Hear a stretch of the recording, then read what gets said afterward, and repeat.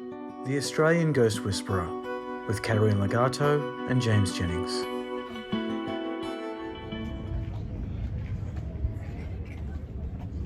Hello everyone, welcome to the Australian Ghost Whisperer, and today we are at the Carrington Hotel in Katoomba in the Blue Mountains. It is meant to be super haunted. There are stories about people seeing figures, hearing voices, babies crying in the middle of the night, children's voices when there's no kids there. So we're expecting Caterina to see a packed amount of spirits in here. You ready for it, Kat? I'm already feeling them as I stand out here. They're waiting for us. Okay, well, let's not keep them waiting. Yeah, so we're going to take you on a bit of a fun journey, guys, today. Something a little bit different. Yeah, it's going to be Come great. join us. So here we are. We're in the lounge room at the Carrington. It's got plenty of creepy vibes. Caterina, what are you seeing with your Well, what I'm seeing third in eye? here is lots of women with the big ball gowns. And I feel like some of their husbands have come back from war and there's so much excitement in the air. And I see kids too. I see little children running around and giggling and laughing, and I feel like there's a sense of celebration in here because the husbands have come back from war, and although some of them are quite, been quite hurt, but there's a sense of excitement in here. So these people, these spirits that are in here are just reliving that moment over and over again. Right. They haven't crossed over, and they've come here and they stayed here because that was such an exciting time for them. Right. So to me, in this room, I get a real party vibe. Okay, all right. Oh, I'm all dressed up and I feel beautiful, and the husbands are here and they're really proud. I feel a lot of money, like I feel wealthy. This was a place where only the elite could come to. Okay.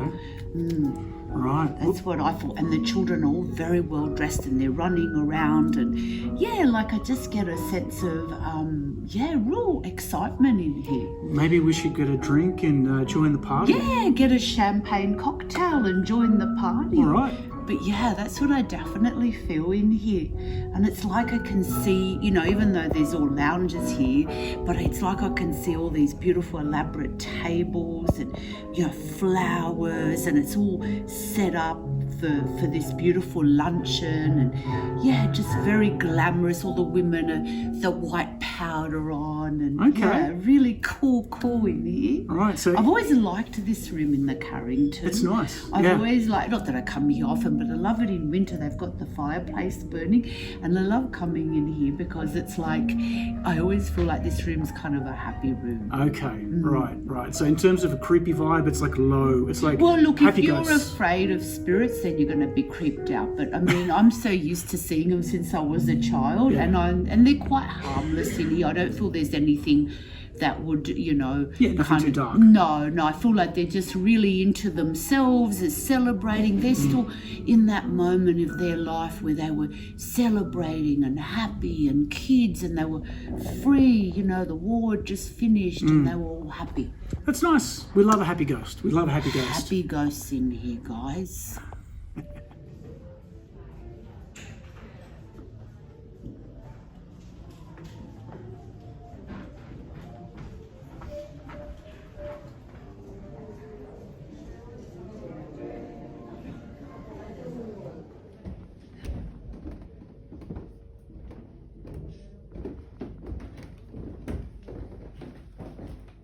I see a lot of the maids that worked here up here. I feel like this must have been the quarters where the maids were kept, where they would sleep and stay overnight to look after the guests. And I keep hearing like a bell. It's like the guests, if they needed anything in the middle of the night, I feel like I can't breathe up here. But they would ring this bell, and these maids would have to get up and run to their, whoever was ringing the bell, to their guests, and be of service to them, whether they needed a meal or tea. But I get this sense I can't breathe. I feel like maybe they were overworked. Maybe they were kind of weren't sleeping properly because they were always being, the bell would start ringing, and they were just probably getting to a place where they were getting a lot of anxiety from constantly being called through the night, not getting enough sleep. So I really don't feel like there's a nice vibe up here. I feel like the vibe is quite, I'm exhausted, I'm tired, I'm overworked. That's what I feel up here. Not good, not happy here.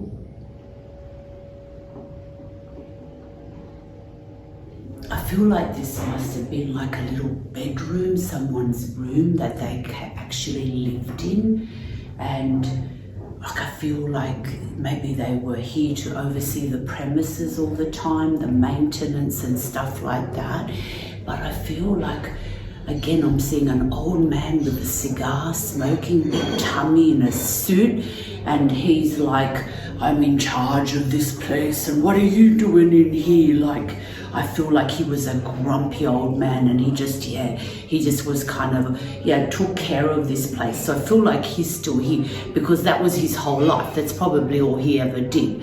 So that's what I'm feeling, and I feel like there's a big portal, an open doorway over here, and I feel like a lot of spirits just in that corner, over this sort of this corner, and I feel like there's a lot of spirits coming in and out, in and out. It's like very transient, and he's just drawing in all these spirits because he's so grumpy, and I feel like he must have died of some sort of I don't know, like lung stuff, because I feel like, again, that feeling of I can't breathe and I'm coughing all the time. So yeah, that's what I feel that this area is.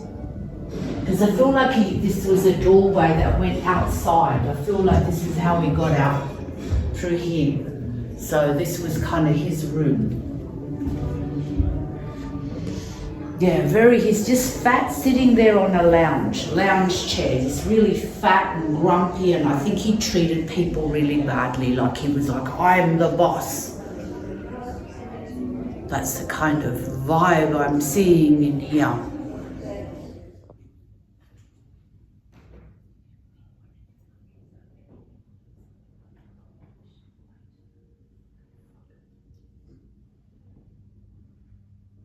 Caterina, you've already seen a bunch of ghosts in here. A lot of them who can't breathe very well. We're now in this stunning ballroom. What do you see here? Do you see more partying? Do you see any dark stuff? I feel like this was maybe a men's area, because I can see all the men smoking their cigar with their brandies, and they're talking about the war. And yeah, they loved to smoke, I guess, back in those days. Hey, yeah. But it was, I can't breathe because it's full of spiritual smoke, like all the cigars, and the heavy smell of cigars is what I can smell in here, the brandies, and I can hear them like chatting, all talking, little groups, and so it's like women perhaps didn't come into this area. It would have been way too smoky. No, they kind of looking at us like, what are we doing in here? And I feel like over here that there was like maybe a little kind of a little band would come and play, like for the men, like a bit of music, just sort of so that they could not be heard, so they could have private sort of meetings. So I feel like I could kind of see like a little band up here, and yeah, I see like it was all these beautiful elaborate lounges again, where the men would just gather and, talk business. Right, okay. Talk business, that's what this was about. So, women back then, they didn't have to know about all those things. Their job was to just look pretty. Right. Gosh, I wish I was born in those days. I'd love to just spend my days looking pretty. Yeah. Do you know, I don't think that I would what like to be... What did you feel in here? Oh, yeah, you're very right. Male, very masculine energy. Yes, yes. But like, I'm not like a cliche male. I wouldn't be like to be sitting here smoking cigars and like, oh, let's make a business deal. And I can feel like they're indigestion because they've eaten too much and their bellies are full, and it's like, oh yeah, it's a lot of them were probably a bit overweight and had a lot of ulcers and things like that. I feel like they died of ulcers and digestive issues because of their heavy diet. The elite were having all this very heavy diet, a lot of alcohol and all the cigars. So yeah, big alpha vibes. Yeah, really. I reckon back then men probably died mid 30s to 40s. I think their lifespan was a lot shorter because of their diet, their lifestyle. They might look at me like I'm an old man, like I'm a senior. But yeah, I would be a senior to them too. So yeah, but that's just because it was part of their lifestyle was not healthy. Yeah. So that's why I feel like again they're still gathered in here because they still think they're holding a meeting. Yeah.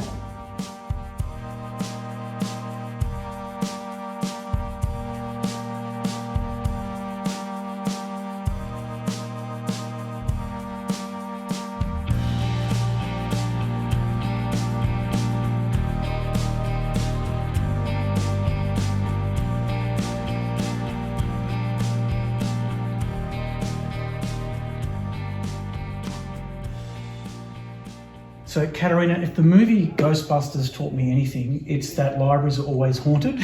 And we're in the Carrington's library right now. There's a lot of like creepy looking old books. I mean, it's weird to say the books look creepy, but they can look creepy. And I think they look so old and they give off that energy. There's so much energy on the books because they've been read so many times. They've been touched, and so everybody leaves a bit of a print of themselves. That's why the books do feel quite creepy. But they do. Yeah, I don't think the people that were reading them were necessarily creepy. It's just anything old always has that creepy feeling because there's so much energy attached to it. For sure. But I do feel like a lot of women would come in the library and read because let's face it, back then there was no television, there was no internet, so reading was like a quiet way of relaxing, in the afternoon with their cup of tea. And it's like I can see the maids arriving with the trolleys and, the teapots and the women all sitting and reading and, I feel even a lot of like religious books, like they would read the Bible and,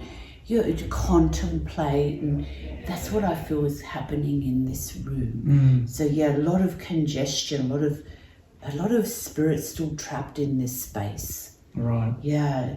So in terms of like the other room we saw where all the guys were like smoking cigars and like, this is men's business, would the women kind of like be I feel they'd here flock here. Yeah, the women would flock and read books. And I feel like I see some of the women even like giggling. I feel like there were perhaps like, books with fashion dresses and they'd all kind of little friends would get together and look at dresses. And I guess back then, I don't know how you ordered them. Maybe you had to write a letter to whoever was making the gown. Carrier pigeon? Yeah, who knows? But I feel like they would sit around and choose dresses and hats and things like that. So this was the room where all of that took place in.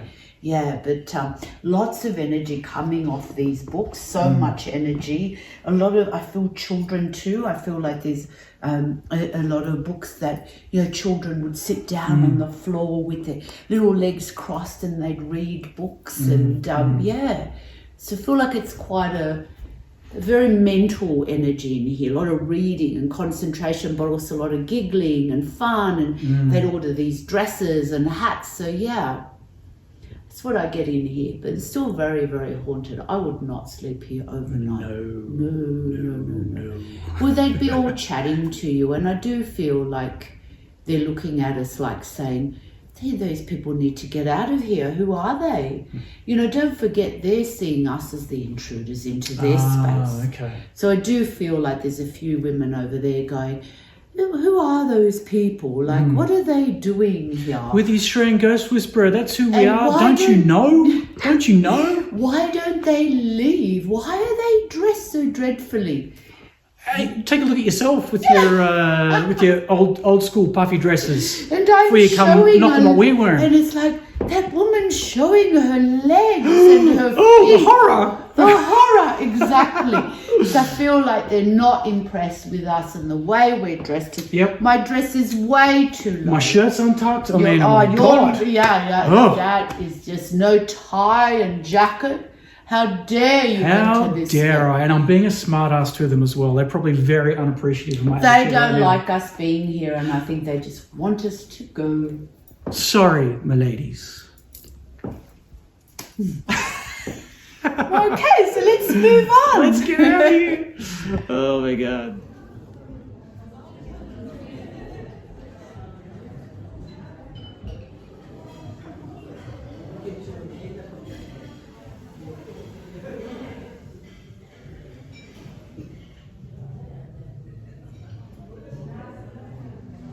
So in this beautiful grand ballroom, I'm seeing lots of brides. I feel like this was a place where they would come for their reception in their beautiful gowns. Like I said, I feel like the spirits that I've seen here today come from very wealthy families.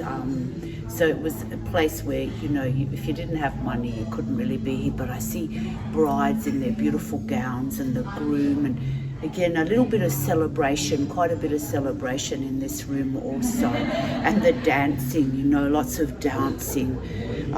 Very glamorous, very beautiful. I feel like as I shut my eyes, I can see what it used to look like with all the flowers and the candles burning, and just so glamorous, and the music, just very, very beautiful, very stylish, very nice.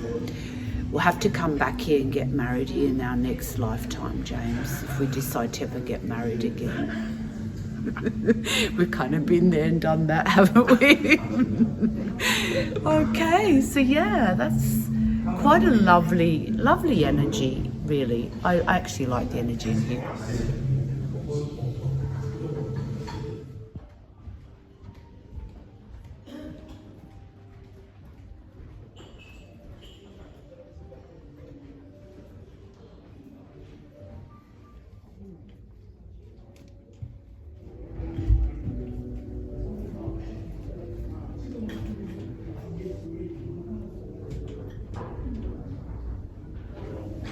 Like I feel like they're writing, where you'd come and sit if you needed to write a letter to somebody. And again, the letter would be taken and delivered and all the rest of it. Everything was very proper. So I feel like this was definitely like a little writing room.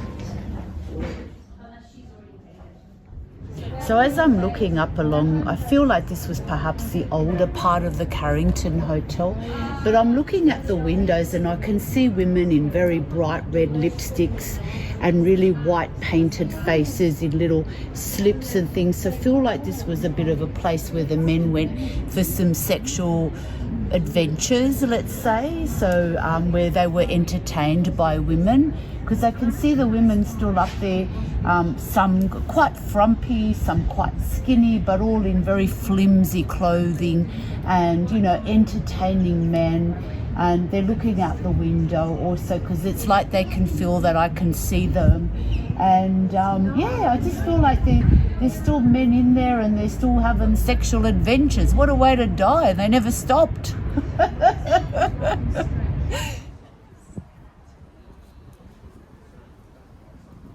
could definitely feel the arrival, the horse and carriages with all the wealthy couples coming down with their carriages and coming to the Carrington, because it was the place to be in. And like beautiful carriages, very ornate, only the rich and wealthy could be here.